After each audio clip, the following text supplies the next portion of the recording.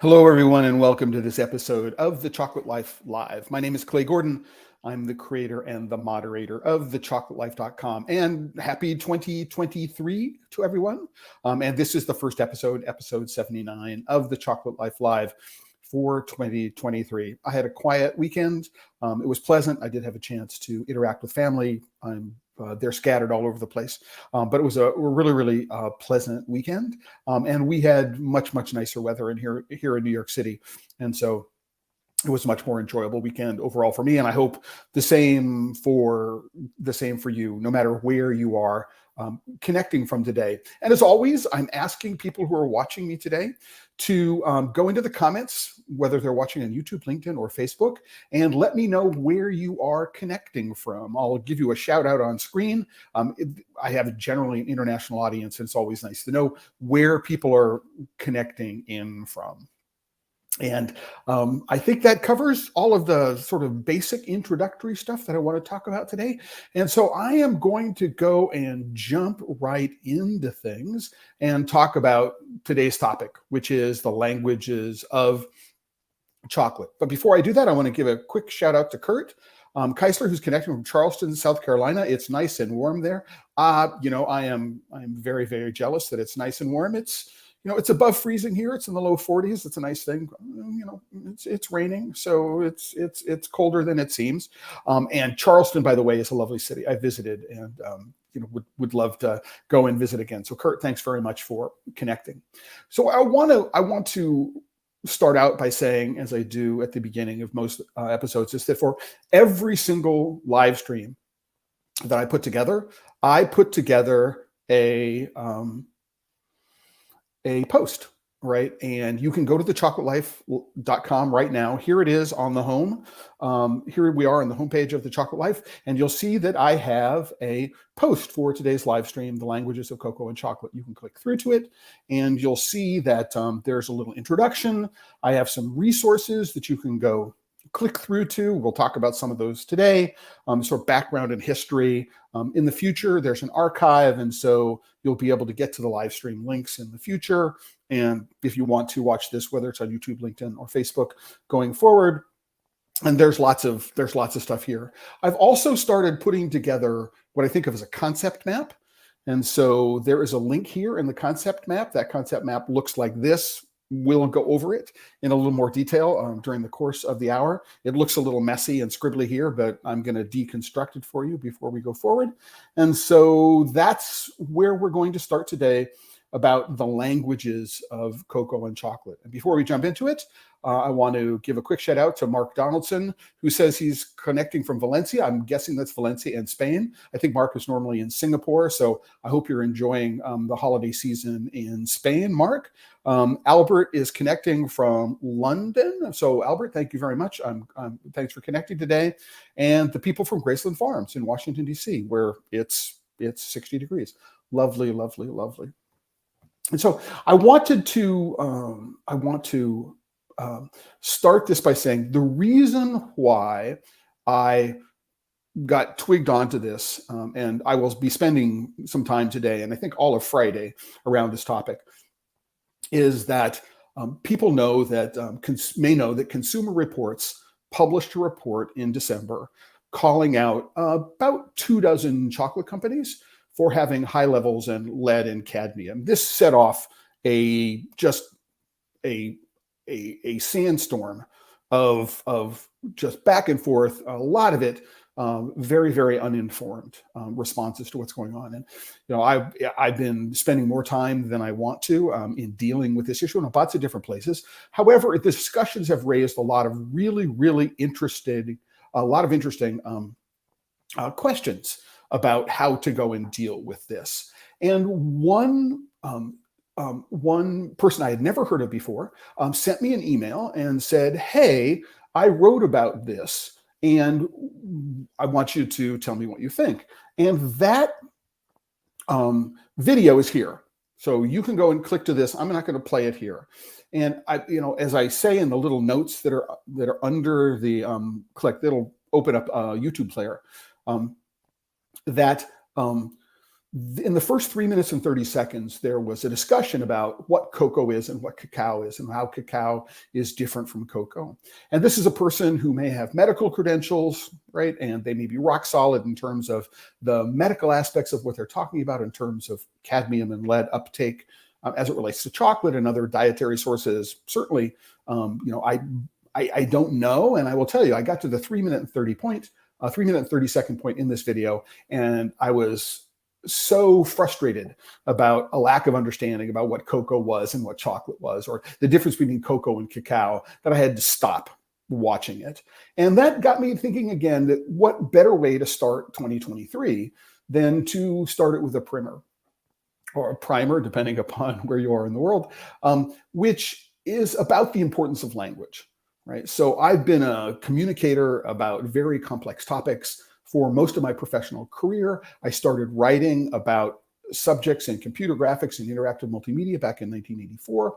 And trying to take apart very, very complex topics and break them down into simpler topics and be able to communicate around them so that people understand. And I think more importantly, care. I mean, I think that that's one of the things that I try to do is I try to people to get to a point of caring about why it's important, the topics that I'm talking about, but also important as to why they get the language correct, that we communicate clearly and accurately, that we communicate concisely. I mean, I think it's really important, although, right, I'm the last person to say that I communicate concisely. If I can say something in 100 words rather than 50 words, I will certainly take that opportunity to communicate in 100 words. But for me, it was really, really interesting to go through and think about what the differences are between cocoa and cacao, number one. And I have a playlist on The Chocolate Life, which is called The Chocolate Wire, which is called Dangerous Videos. It's linked to here. And one of the videos on that playlist is this one here, Cocoa versus Cacao, or Cacao versus Cocoa. What are the top 6 differences and similarities? And for me, one of the challenges that I have about when people talk about the differences between cocoa and cacao, they don't talk about it from a linguistic understanding. What they're talking about it is, well, the differences between cocoa and cacao is that cacao is healthier for you. And because cacao is healthier for you, what we're going to be doing is we're going to construct this entire edifice around what cacao is to be able to say cacao good, cocoa bad. And that's what it is that I want to spend some time thinking about today. So I'm going to jump over here to the concept map, make it a little bigger, and say that the word cacao, right, comes from a word, probably Nahuatl, so a language of Mesoamerica. So whether it originated in Olmec or Toltec, or if it's Mayan, I'm not certain entirely the etymology of this word, but this is a glyph, and this glyph means cacao. And you can see that it's multisyllabic, and so we have the different parts, and it would have been cacawa. And when the Europeans arrived, that got converted because they were Spanish. That got converted to cacao, C-A-C-A-O. Now, if I'm in Portuguese, it's C-A-C-A-U, so it's just a spelling difference, but it's pronounced the same way. And if we go and take a look, we have to say, okay, at what point did cacao become cocoa?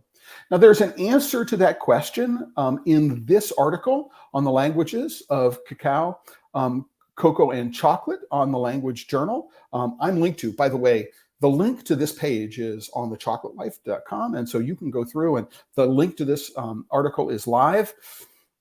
When we scroll down, are they the same and the difference? And what we do is we find out that sort of etymologically speaking, what we do is we suggest that it might have been a misspelling. So that somebody, it's suggested an English trader, didn't like cacao as a word. Perhaps it was too close to caca, which is feces in some languages, and they just didn't like it. French, often the language is arranged so that words sound good.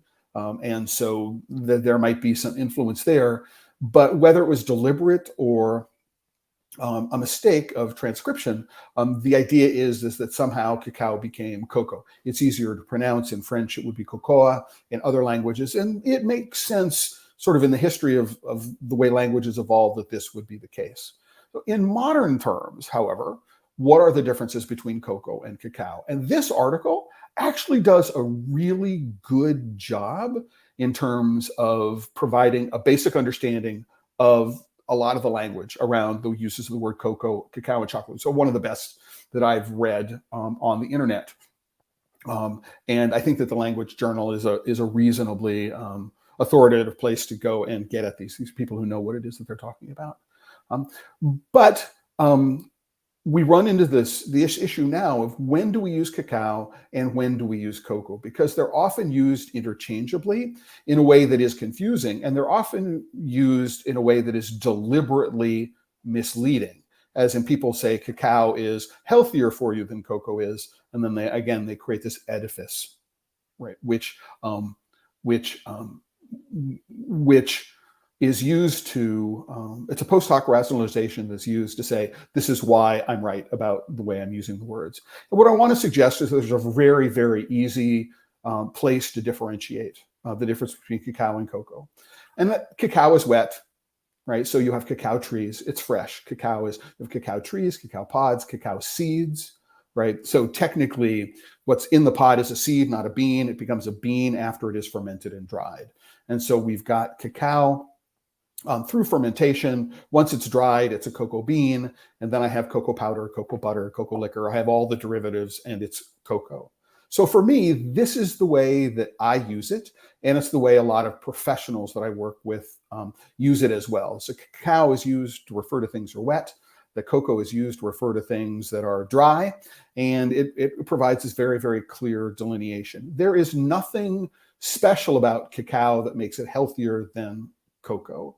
And so putting that line in the sand makes no sense whatsoever. So really, really quick, cacao, cocoa, think about it in terms of where it is in the process, right? And so you can call it cacao powder. You can certainly do that. But trying to say that cacao powder is better for you than cocoa powder is sort of nonsensical from a process perspective. We could say that natural cocoa powder or natural cacao powder is healthier for you than alkalized cocoa powder or alkalized cacao powder. That would make sense to do. But just saying that cacao is better than cocoa, right, on its face makes no sense whatsoever. But what do you think? Right? If you put it in the comments, let me know how you use cocoa powder, how you use cocoa, how you use cacao. Do you agree with what it is I'm saying? Do you disagree with what it is I'm saying? Let me know. And so while I've been doing this, lots of comments. Mark, I mean, you're now based in Europe after 25 years in Asia. I hope the move makes it great for you. So Mudashir, can I be a supplier of organic cocoa beans to your company? I would have to say I don't buy cocoa beans, and this is not the proper forum to offer up things. If you'd like to go to TheChocolateLife.com and connect via email, there's a contact page. So you can go to TheChocolateLife.com, and up at the top, there's a contact the Chocolate Life. You can send me an email there. I'm also available on LinkedIn, but this is not the right place to ask that question, because this is not about buying and selling. But thanks for reaching out. I appreciate it. And I'm going to guess, I would guess perhaps you're somewhere in West Africa. So thanks for connecting in. Although if you're not, please let me know where you are connecting through. I would like to know. So Juliana from Brazil, thank you very much for connecting.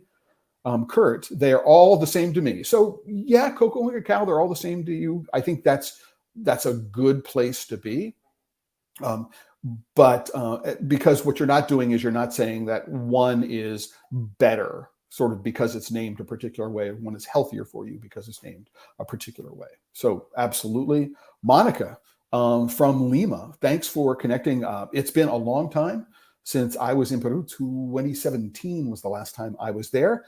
Thank you very much for saying Happy New Year very much. And in Peru, it is very often cacao. And it's cacao all the way through. It would be cacao, even all the way to cacao butter, cacao powder. That makes sense because the language there spoken is Spanish. And I'm English, and I'm using my experience in and around the English language to be able to talk about the way I think it gets used in English. Certainly in Portuguese, it would be cacao spelled with a U all the way through, right? Again, very, very similar to the way it would be in Peru, right? And it's important to understand what the local usage is, right? So I'm here in New York, I'm speaking in English, that's the way I use it. Kurt, I like the distinction. I'm glad you like it. What would you call a bag of beans? Well, if it's dried beans, right, then it's cocoa. That's very, very simple. If what it is that I've got a bag of cacao and baba, so beans in wet mess, I would call it cacao. And then from Monica, hey, thank you very much. Welcome from Peru. I'm looking forward to getting back. I'm hoping that I can get there soon. It's been far too long. But again, please let me know what your thoughts are with respect to how cocoa and chocolate, or cocoa and cacao, are used. We have a similar kind of linguistic, situation around just the word chocolate. So we have chocolat spelled with an E, of course, would be how I would say it in English. We might have chocolate. If I was doing it in Spanish, we have chocolat. If I drop the E in French, in Portuguese, it would probably be chocolat. So it's the same word pronounced very, very differently. I don't think we have any concerns about what we mean when we're talking about chocolate. We use it that way, but very, very much. So very, very important. Yeah, Mark is making an important point here, again, in French. There's also a translation component. Mark, I hope I addressed this. The French would say poudre de cacao. In English, it's cocoa powder. Yes, very, very, very, very much. There are there are specific ways that language is used. But I would say, many of the French that I have, people I talk will say cocoa, right? Even though they might say poudre de cacao, they would also say cocoa. Depends upon what it is that they're talking about. But I think that my point here, and the point that I want to say, is that specifically in the modern natural foods community and in the raw food world, what they want to do is they want to differentiate between cacao and cocoa, having to do with cacao is healthier for you in some way, right? And I think that distinction, which is the distinction which is put forth in this video here, right, as well as in this video here, right, that somehow cacao is better for you than cocoa, is not one that I recommend using. I don't think it's defensible by any stretch of the imagination. So Mark, also interesting question. The artisan or bean to bar industry would call all the beans, wet or dry, cacao. No, what I'm suggesting is that we use cacao for wet and cocoa for dry. There is no uniformity throughout the industry, and so one of the things that I do want to, I have talked about in the past is about how language, if we don't have an agreed upon way to use language, we contribute to confusion among consumers who are not as well versed in these topics as we are. And so, this distinction about, am I using cacao all the way through? Am I using cocoa all the way through? It seeds, pun intended, confusion in consumers' minds. And what we want to do, I think one of the things we want to do in language, and one of the things that I have proposed, is that we work hard to adopt a particular vocabulary in English, because it is the predominant language in many parts of the world in and around cocoa. So we are being consistent in what it is that we're talking about. And maybe I'm tilting at windmills here. I get that this is something that not everybody agrees about, and I feel like I am tilting at windmills at times. So, thanks for asking that question, because I think it is a really, really good question. I don't know that all of the people in the world of cocoa and chocolate agree with me that in bean to bar, artisan, confectionery. I don't know that everybody agrees with me. And Kurt, thanks for letting me know. By the way, there's an archive here. If you want to come back at any point in the future, you can go and take a look at the rest of this live stream. Right. And so, let's move on to the next point that I want to make here about that. So what we have here on the concept page, and I'm doing here because it's visual, it's not straight linear. If I do it on the Chocolate Life, it is this straight linear component. You follow through, and here I have some geographic, I have some spatial organization that I can go through, and it helps me organize my thoughts as I put together my script today. I mean, it's a mental script, it's not an actual script. But as I organize what it is that I want to talk about and where it is I'm going, this helps me understand what it is I want to do. So I've already been to this link on the language of cocoa and chocolate. And by the way, to make it work, click on the picture, right? The picture will cause a new tab to open or a new window open where you go to the website. If you click over on the text, nothing will happen. So please don't get frustrated. So we have other links. This is from the LA County Museum of Art. I grew up in Los Angeles. I like this article. There's some context which expands on this article. So that's one of the reasons why I like it. And then we have this video, Cacao versus Cocoa, top 6 differences and similarities. You can go through and take a look and tell me what you think. Right? So you'll notice that one of the things that I'm pointing to here around this notion of cacao, cocoa, and chocolate is these 2 lists of words. And the left-hand list of words, I'm hoping that you can all see it. The left-hand list of words is translations of the word chocolate into a bunch of different languages. And so for me, one of the challenges when I think about how do I organize search and retrieval on a website so that people can find information that I'm looking for, right? Being able to search for the word chocolate spelled CHOCOLATE, and then being able to find it if it's spelled in the French or Portuguese way, or if it's spelled in any of these other languages. When I search for the word chocolate in English, I want to be able to find it on the Chocolate Life in all these other languages that members of the Chocolate Life speak in natively. And so I've begun to do a search, right, for as many different languages as I can possibly find, and the spellings of chocolate that I can possibly find in all of these different languages. And I just wanted to copy a few of those here today. And so if we look at the table to the right, or this list to the right, this is a way that we would create something which is called a semantic network. And right now, the network that I'm creating is related to spelling, and only to spelling, with the exception of this entry here, porcelana and criollo, criollo and porcelana. But for example, what I'm doing here is I'm saying when I'm looking for the word cocoa, when I type into the search engine, here is the word cocoa. What I also want you to do is I want you to go find everything in which that contains the word cacao or spelled either AO or AU. And then if I type in the word cacao, I want to find all the words for cocoa as well as cacao. So I'm creating a relational table that the search engine will know that when I'm searching for one thing explicitly, I find all the other terms that I, as the designer of this table, think that I need to look at. So these are things that might not be caught by a normal misspelling engine. Almost all modern search engines have the ability to tolerate small misspellings and mistakes that are made in typing out search requests.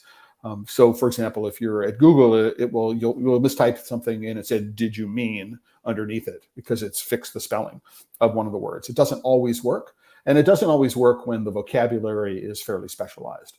And so being able to explicitly say that, for example, this spelling of Janduja with a J, right, should also find every spelling of Janduja with an I and vice versa, is a way of making sure that you don't lose things in the process of searching for things. So mélanger is the way we would spell it in English, but in French, it would have a U in it, mélanger.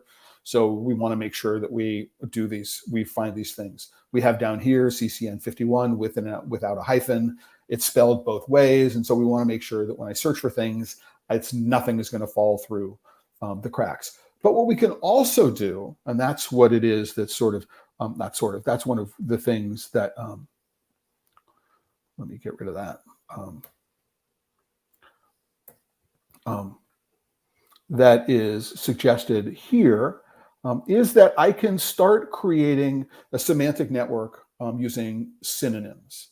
So I could say that porcelana here is related to criollo in a very specific way. And criollo is also associated with porcelana. So that if you searched for the word porcelana, you would also find references to the word criollo. Or if you search for the word criollo, you would find references to the word porcelana. Now, as you might imagine, trying to do this for all of cocoa or all of cacao and chocolate is a Herculean task. And thinking about how you organize these relationships is also interesting. So taking advantage, not taking advantage, but we've got Monica who's from Peru here. So I might want to somehow associate, if I'm thinking of Peruvian cacao, I want to be able to say that Piura is related to Peru and Chuncho is related to Peru, as is Ucayali. These would be ways. Marañón would be associated with, so if I search for Marañón, I would find references to Peru. I mean, it wouldn't be at the top of the list. It would be sorted further down because it's not a direct search result. But I can use this set of relationships to be able to figure out how to go and extend the capabilities of the search engine. And just having this semantic network putting together is a real challenge, as you might imagine. So, for example, I became really aware of this as I started deconstructing the results from the awards programs. So somebody will say there is a chocolate in my chocolate bar, and it's got this, right? This origin in it, but the origin is the name of a town, or if it's a varietal, for example. So, for example, if they say it's Pura Gran Blanco, then what I need to do is I need to say the country of origin is Peru, right? Because that's where Pura is, right? And Gran Blanco is a description of a kind of varietal, and generally it has to do with 100% white bean cocoa. Is it genetically a criollo? I don't know the answer to that question, but you get the idea of how just how valuable something like this might be, right? As well as how challenging it is to generate it first and to maintain it. And so one of the things that I'm doing as I go through all of the results of all of these awards programs is I'm creating, as you might imagine, massive tables of these relationships, right? And so number one, I hope that they can inform a search engine at some point in the future, which is, I would love to do a very specific search engine, which is just tightly tailored to the world of cocoa and chocolate. And it might use the Google search, and it might use the Google index, or it might use other indices, which might be publicly available, but we would understand these nuances. And so it would reject for the fact I'm looking for chocolate, but I don't want to have anything to do with Labrador retrievers, for example, or chocolate colored leather handbags. I'm sure, if we do a general search around the word chocolate, that there's a lot of noise in that search. And so having a semantic network like this will help you get rid of the things you don't want. And so that's one of the reasons why it's an intellectual challenge. It's one that I've been involved with in one way or another for more than 20 years now, and looking forward to continue to work on. People who have been, regular viewers of The Chocolate Life will know that I have spent quite a bit of time talking about how do we define craft chocolate. And one of the reasons why I keep on talking about it is that if the craft chocolate industry is going to grow, I believe that one of the things that we need is a common description that craft chocolate makers can use to describe the value proposition. How is it that we are different from, for example, industrial chocolate makers? And it needs to be very simple for people to understand. And so all of this work around language is helping communicate clearly and effectively around what we think, right, is important. Again, from the world of the craft chocolate maker in this particular case. I've had a lot of conversations with Spencer Hyman over the last couple of years, and I think that the way to talk about craft chocolate, for example, let me know if you think it's a good way to talk about it, is to focus on the idea that for industrial chocolate, right, what you do is you have an idea of what the chocolate needs to taste like at the end of the process. And what you're doing throughout the bean selection and every aspect of manufacturing And this could include the addition of other ingredients, flavorings such as vanilla, or what you want to do is you want to hit a particular texture, and so you might be adding some sort of non-cocoa butter fat. So again, the idea is that we have an idea in mind of what the chocolate needs to taste like before we begin, and we do everything in the manufacturing process to make sure we arrived at this predetermined outcome. Right? And what a craft chocolate maker does is they're looking at this from the other end of the spectrum. We have these beans. We have some idea perhaps, but we don't know specifically what kind of flavor these beans are going to deliver. And so what we're doing is we're trying to bring out a flavor from these beans. It's going to be passed through our notion of whatever our artistic perspective is, because we do have an aesthetic. We as makers have aesthetics. We tend to like chocolates a particular kind of way. So, the Bonnat family, they tend to like a lot of cocoa butter. It's very French in general, for example. And so there will be a style, there will be an aesthetic, and we're going to run the beans we have in front of us through that aesthetic. But we don't necessarily have a predetermined outcome in mind. We're going to let the raw ingredients, the raw materials, guide us to some extent. And do you think this is actually, you're here, do you think about this as a good way of thinking about craft chocolate? Does it make sense? Does it provide a meaningful differentiator in your mind from what we might think of as big industrial chocolate? Just a concern that I have. I'm trying to figure out the quickest, cleanest, most concise, strongest way to get that idea across. For people who watched the live stream on Friday, I said I had a project around communicating craft chocolate, so a marketing campaign that we use globally, and sort of this definition is sort of feeds into all of the other things that that I want to do over the course of the next year on this topic. So, what is craft chocolate? What do people think? Do they like the definition? Yes or no? Something else that came up over the course of the last week, and actually, these two are in the wrong order. This should go up here, and this should come down here. So let me rearrange that from an idea perspective. There was an article in Bloomberg last week about what they called fake chocolate, and fake chocolate is the word in the headline. Fake chocolate sidestep cocoa's biggest problems.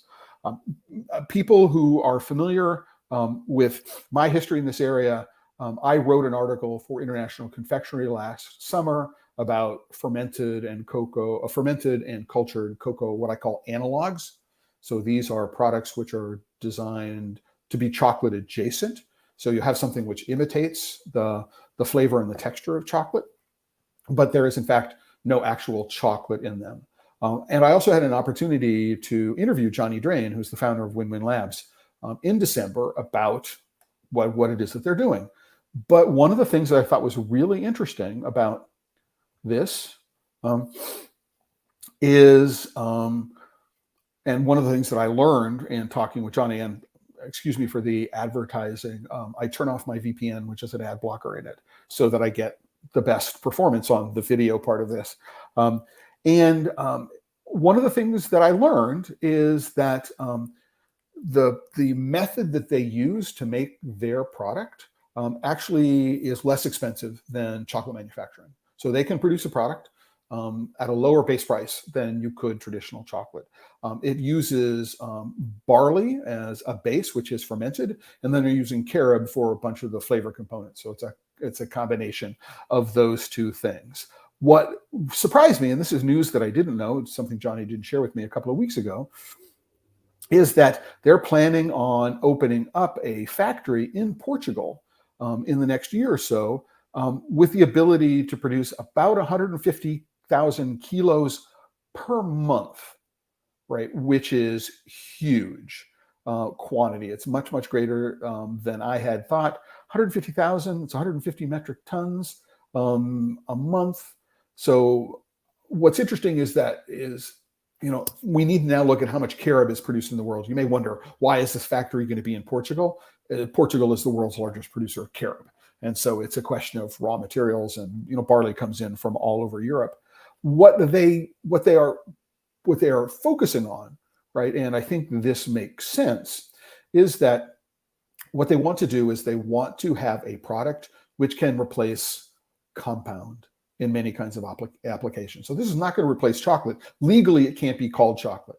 We got the word fake, can't be called chocolate. Legally, it can't be called chocolate. So they want to replace product which would be enrobed over a candy bar, for example. So if I'm a chocolate manufacturer, if I'm a candy manufacturer, and I've got a candy bar and I'm using a compound over on the outside of the candy bar, then the thought is I could use this and I could save, number one, some money. It's a lower CO2 footprint, lower carbon footprint overall. It uses less water. It completely sidesteps the issue of illegal labor in West Africa. I have some challenges with that. But people immediately go to, how is this going to affect farmers? And at 150 metric tons a month in terms of overall, I mean, the harvest last year was 5 million metric tons of beans. If we look at 5 million metric tons of beans, what does that turn into in terms of chocolate? Physical chocolate and compound. What we find is that 150 metric tons is not going to make a dent in that anytime soon. And one of the things that they will run into far sooner than than anything else, is that if you look at how much carob is harvested every year, there's not enough carob in the world grown to be able to grow the business anywhere to the point which it would seriously compete with conventional chocolate. It is an alternative ingredient, and I have a sample. So one of the things that Johnny shared with me, right? I said, "Can you please send me samples?" He did. What he didn't send me is he didn't send me just straight up whatever it is that they're making. There's in the article, as we look there very, very quickly, in the article, you see that there are discs. Apparently, these are discs of the actual chocolate. I did not get sent that. What I did was I got sent something that looks like gianduja. Obviously, it can't be called gianduja because there's no chocolate in it. This is like 60% nut paste and 40% whatever they're calling their chocolate adjacent product. And if I was looking for a replacement for a cheap commercial chocolate nut paste, and I wasn't a connoisseur of such things, this is not bad. I mean, it is better than I had any thoughts that it would be, or right to assume that it would be. However, if you are a real connoisseur of gianduja, you spent any time chasing the work of Guido Castagna or Guido Bobino, or even Venki, which is an industrial producer of products, Domori, there's nothing in this product, it was a log that looked like that, that's going to convince you that this is real chocolate. I mean, it just doesn't work. However, for somebody who grew up on Hershey Kisses, or somebody who grew up in Nutella, or for somebody who is, for products for which there's very little actual chocolate on the outside, and it may not be real chocolate, then this represents a fairly interesting alternative, those kinds of things. And what you'll find is that big players, Nestle and others, right, are intrigued in taking a look at what this has to offer. And my prediction is with the next couple of years, what we'll do is we'll see this fairly widespread, but at the very, very low end of the market. And there may be some people who are committed to particular diets or particular social projects, who may say, I'm going to eat this even if it doesn't provide me with the same experience that a chocolate made from cocoa beans will. So it's going to be an interesting take on this going forward. But for me, right, I want to jump back into a little bit of my background and my history. This whole idea about what fake chocolate is and real chocolate is goes back quite some time. So there's a link to a book here. It's an Amazon affiliate link. And it's to the book Real Chocolate. This was produced by Chantal Cotto, published in 2003. It was written by Chantal Coady, who's the founder of Rococo, and is very intricately involved in the Grenada Chocolate Company on the island of Grenada. And this was written about the time when there was regulation going on in the UK about what chocolate was. So the point being here is that real chocolate is chocolate which is only made with cocoa butter, right? If you're going to add any other non-cocoa butter fat into the base chocolate recipe, so some sort of coconut oil or fractionated palm kernel oil, anything, right? It couldn't be called chocolate. And so this is a debate which has been going on, sort of in the public eye now for nearly 20 years. I know that Mark can talk from his own experience about how these conversations have been going on for much, much longer than that. But so I wanted to point out that this notion of real chocolate, fake chocolate, what I call chocolate adjacent products. I don't want to talk about, chocolate-ish, here in politics in New York, not far from where I live in the 3rd congressional district. We've had a problem with the ishness of some adjectives. So I want to be very, very careful. These are chocolate adjacent products. They're cocoa analogs. They're not real chocolate. They're designed to imitate chocolate in some ways. This is, the product that I tried from Win-Win is as good as any carob product that I've tasted. So, there is that, but it is certainly not real chocolate. Let's go back a couple. So if you want to, there's a link to the Win-Win Food Labs website, and you can go find out what it is that Win-Win has to say for what it is they're doing. And over the past summer, I also I interviewed a company called, at the time they were called Qoa, Q-O-A, and they've since rebranded as Planet A, and their product, rather than now being called Qoa, Q-O-A, is now called NoCoa, N-O-C-O-A. And if you want to learn what it is that Planet A is doing and how it might be the same as or different from what it is that Win-Win is doing, you have the links to those two companies here. Right? Whew. Dang, a lot of stuff going on here in the last week. And I want to spend the last roughly 20 minutes talking about this issue that arose and just exploded into public view towards the end of last week. So last Wednesday, so the 28th of December, a lawsuit was filed in New York District Court, the Eastern District of the federal court here in New York, by a New Yorker, somebody who's actually, I believe, on Long Island, who is saying that, based upon what he learned from reading either the Consumer Reports article or the other reporting based on the Consumer Report articles, that he thinks Hershey is lying to him by not disclosing the presence of potentially dangerous heavy metal, cadmium and lead, in some of their products. And so here is the actual lawsuit. Here is the actual lawsuit. It's actually here. Here's the actual complaint. So we see that Mr. Lazzaro is looking for a jury trial. He wants to get it certified as a class action. So what he wants to be able to do is say anybody else in New York and actually in the United States who feels like they were similarly deceived by Hershey will be able to get in on the action and be able to receive some sort of compensation. So if we look through this, what we do is we find out there are a couple of causes for action, which is what we want to look at. Well, they say that jurisdiction is in New York because that's where Lazzaro is located. He talks about, again, all that. But the causes of action come down to three here. So there are three causes of action. So this is a violation of New York general business law, which basically says manufacturers are responsible for making sure that their products are safe to eat, right? And there's another second clause, which says that, okay, not only did our manufacturers have a responsibility to make sure their products are safe to eat, manufacturers have a duty under the general business law to not falsely advertise about their products. And so not mentioning cadmium and lead is false advertising, deceptive advertising.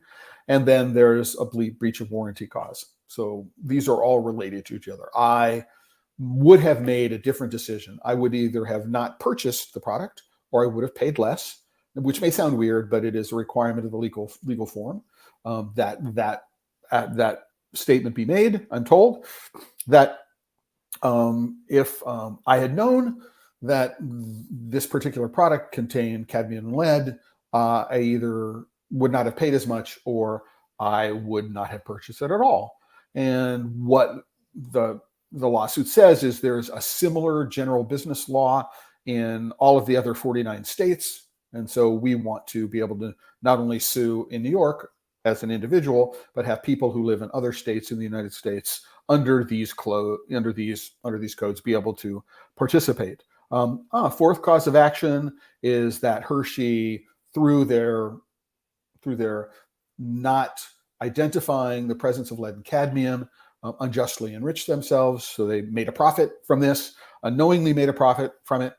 And so that's what we want to go to court in order to be able to prove the merits of what we're doing. And we find that there are lawyers not only in the state of New York, but in Illinois and in Michigan and in California and Pennsylvania. So we have lawyers all over the country who are involved in this. What we also need to do is we see what the jury demand is, and literally all that they're looking for here is monetary damages. So they're looking for compensatory damages. I spent money, right? I spent $5 on Hershey Special Dark Chocolate, and therefore I should get my money back, or in whole or in part. They're also looking for the possibility of punitive damages. So we want to make sure that Hershey never does this again. So we're gonna punish them by making them pay a lot more money. So statutory damage is a $50 per transaction. So every time I went and purchased a bar of Hershey's chocolate, theoretically, or Hershey's Special Dark Chocolate specifically, I would be entitled to $50. I don't know how any of us is going to prove that unless we keep all of our grocery store receipts. I don't know how we're going to prove that. That's one of the things that needs to be figured out as this proceeds towards trial. There's also plaintiff and class members' expenses incurred in the action. And this includes the lawyers, by the way. And so it should be known that organizations that are nonprofit organizations who provide a lot of the information out of which these lawsuits arise can be compensated. And so it's part of their business model. If I can find a way to get a lawsuit out there, I'm going to be compensated as a result. The organization is to be compensated. So we need to be aware that these kinds of lawsuits are part of the business model of some companies. And unfortunately, that's just the way it is. So here's the complaint. I have to find out if I can share it. It was shared with me. I don't know if I can share it. If I can share it, I will put a link to it up on the website. So let's jump to another page. So a lot of this work around cadmium and lead in chocolate is based out of research that was done around Proposition 65 in California, and specifically some work that was done by this company, As You Sow. And they have published this webpage.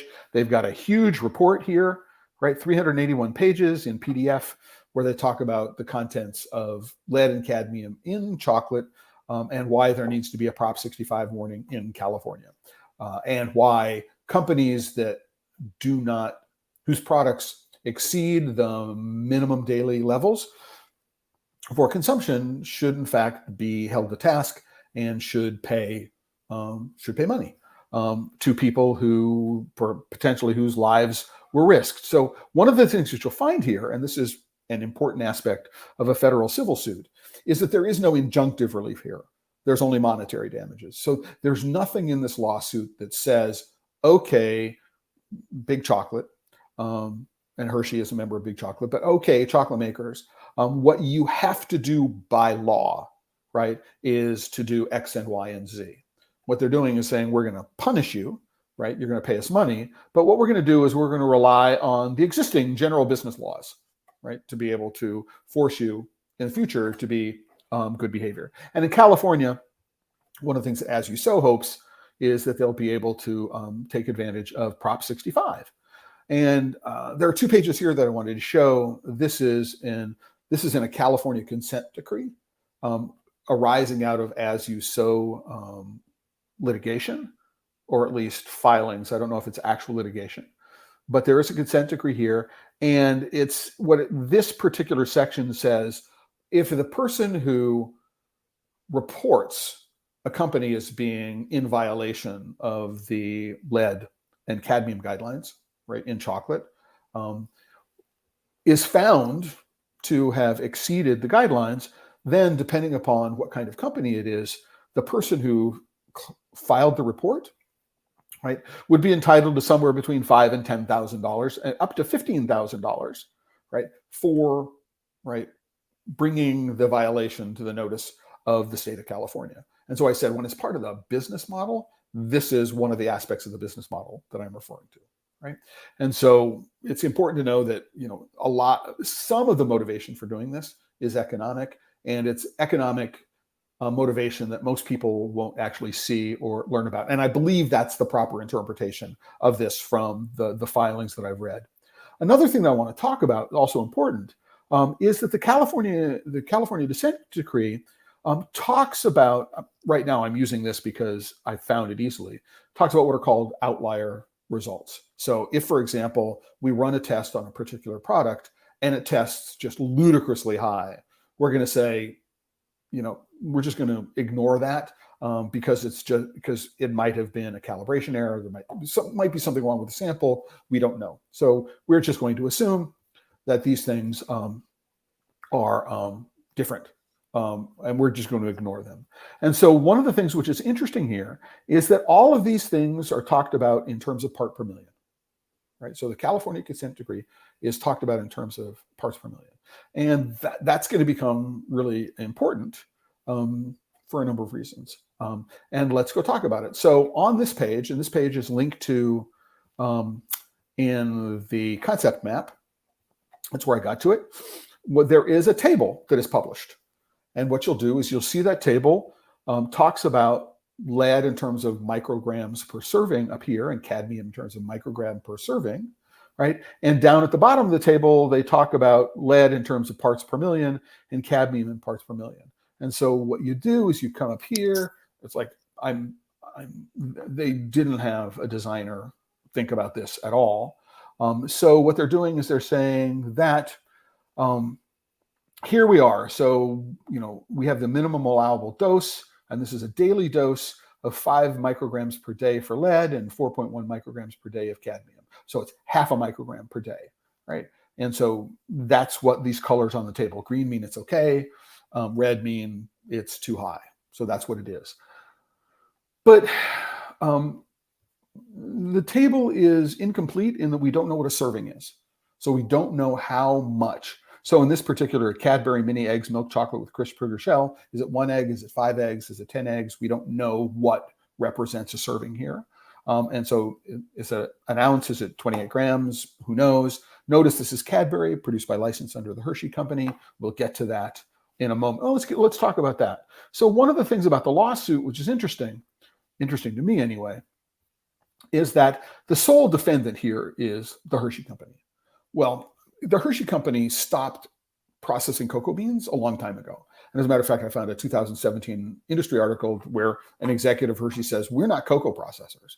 We have long-term contracts with 2 big companies, one of which is Barry Callebaut, the other one of which is Cargill. And we buy all of our chocolate products, cocoa powder, whoever, from those 2 companies. So we don't do it.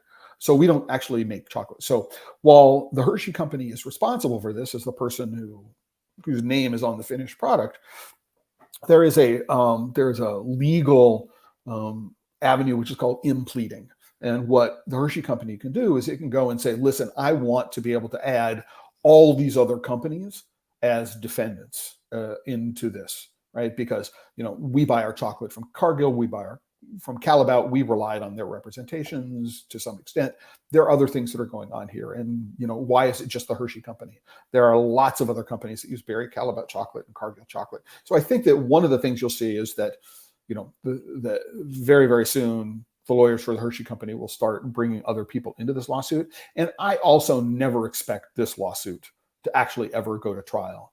for a bunch of reasons. Number one, the primary one, is that, as with the illegal child labor issue in West Africa, these companies never want to get to the point where the plaintiffs get to discovery, right? So they never want to get to the point where the plaintiff can start going through records and saying, these companies knew it was a problem, they acted recklessly, they went ahead and did it anyway. So it's never going to get there. It's just never going to go to trial. I mean, it may never settle either. I particularly believe, well, no, it will more likely settle than going to a trial.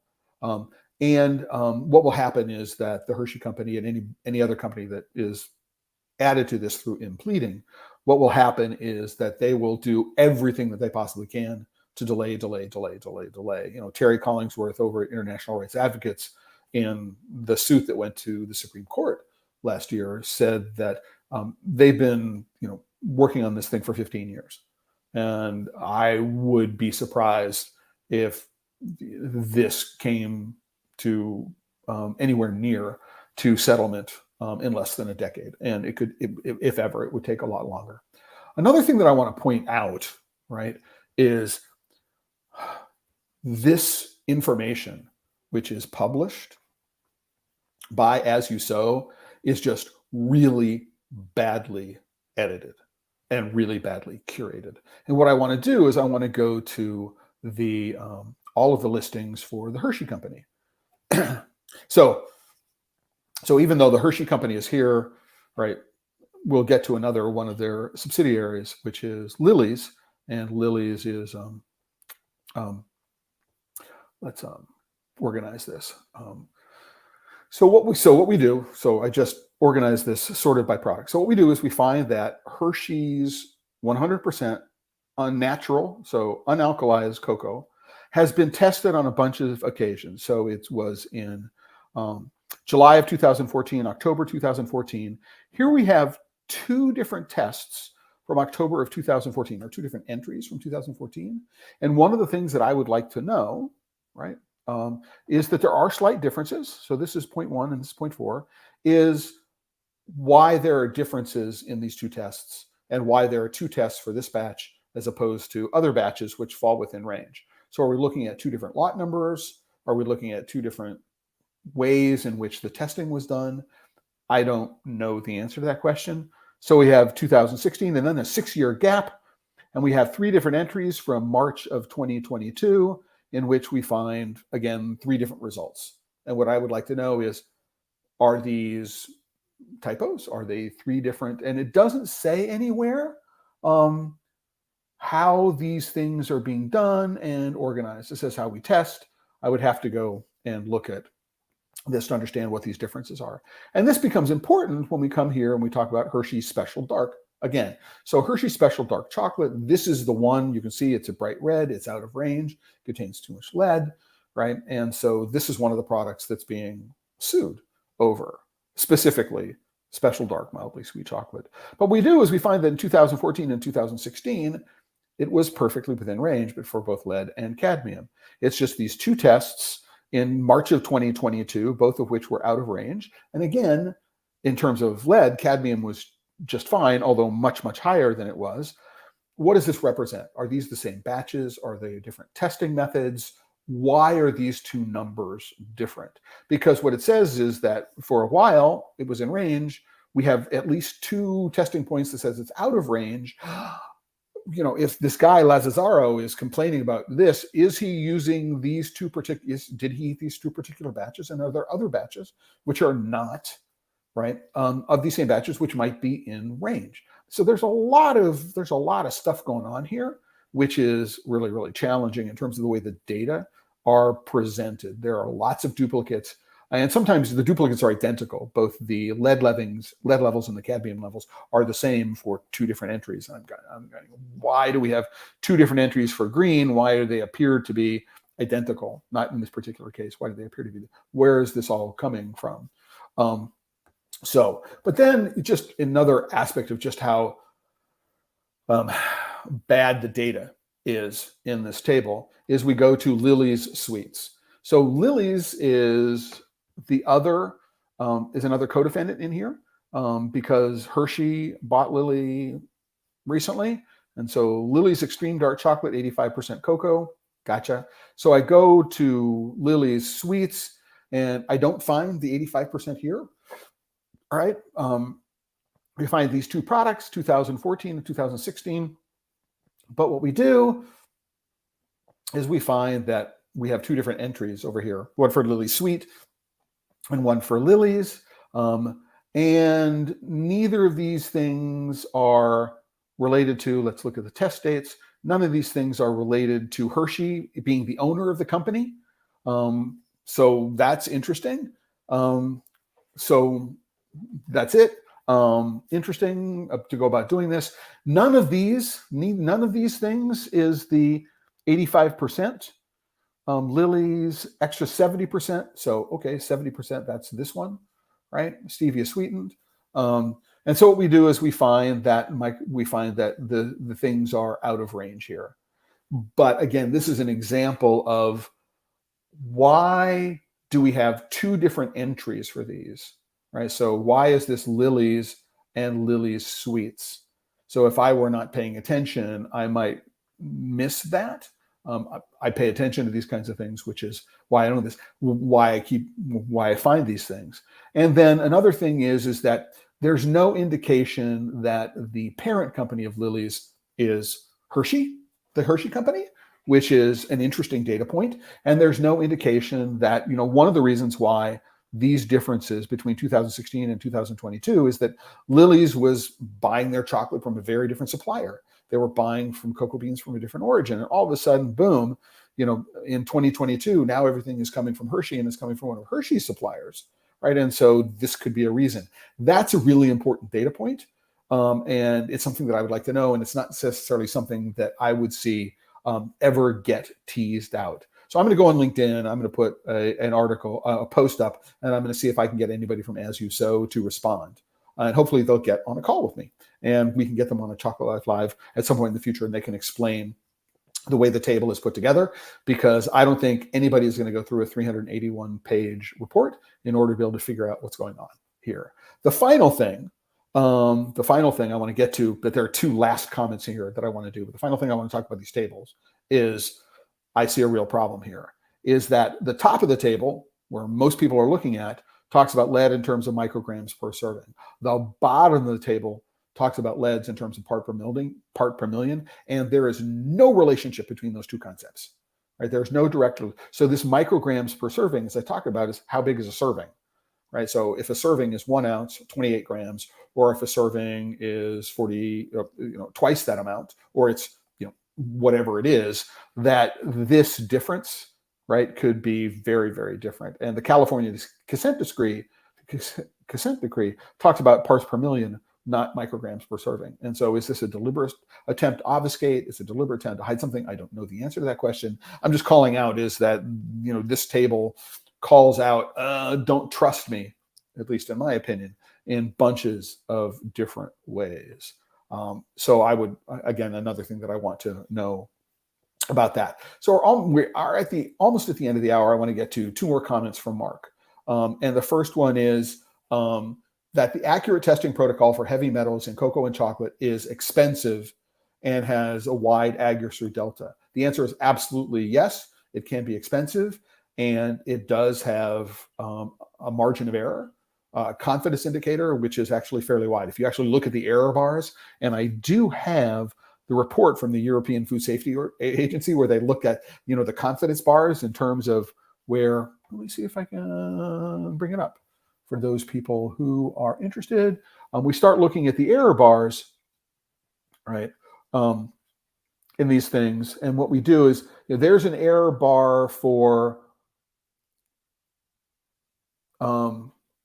minimum and maximum, as well as, it's like, so you can see that depending on what it is that I am analyzing, right, my results that are within, statistical confidence can be fairly within a fairly narrow area, but the minimum maximum are all over the point, which is the point that Mark is making. I mean, it can be incredibly difficult to understand which one of all of these measurements are the ones that we need to that we can rely upon. And this is across all of the coffee, tea, and cocoa, all of the chocolate, all of the different things that they measured. And why are they aggregating here? I mean, it's going to be really, really difficult to see.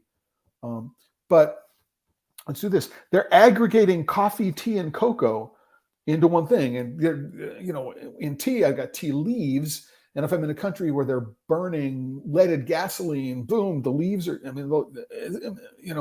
they're not the same thing. And so aggregating all these things, I would want to know how much of this is, that's one of the reasons why I think the error bars are so wide, is because these three things are not related to each other as agricultural crops in any way that makes at least any sense to me.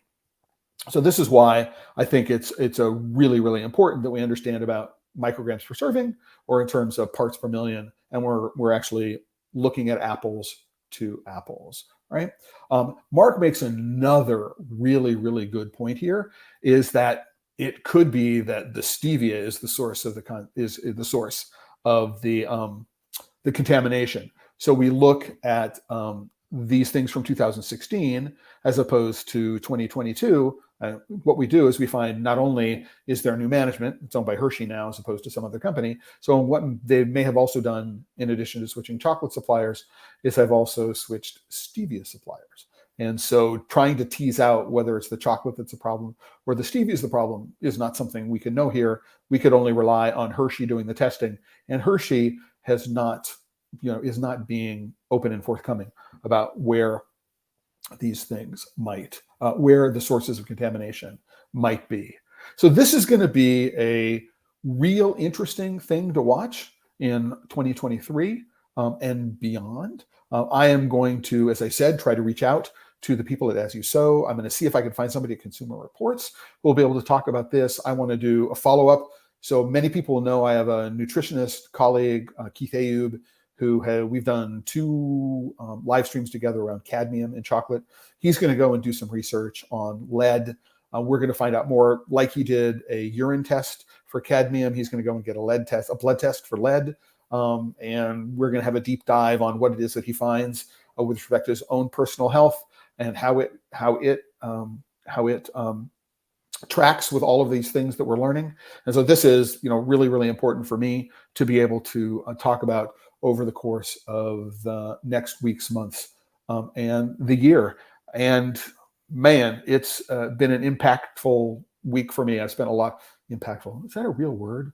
I'm not certain that it is. But in any event, this news around, number one, the Consumer Reports article, the reporting based upon the Consumer Reports article, how it relates to the original As You Sow report, and the lawsuit is really, really interesting to me. It's taken up a lot of time, but I think it's really, really important for us, not only the United States, but globally, to have an understanding of what this all means.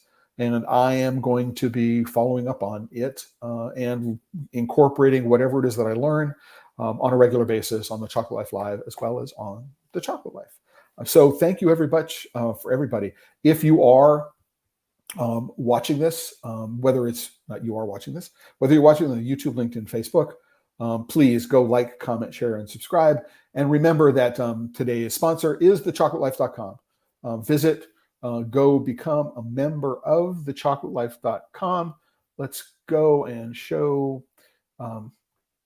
the homepage of the site right now. There's a join button. You can join. There's always a free membership level. Your support, being a member, even if there's no financial contribution, is really, really important to me. Just knowing that you're out there supporting what it is I'm doing is a great thing. So please join if you're not already a member. If you do have the resources to throw in a few bucks, there are 5 different levels of support. Each one of them comes with a different set of benefits.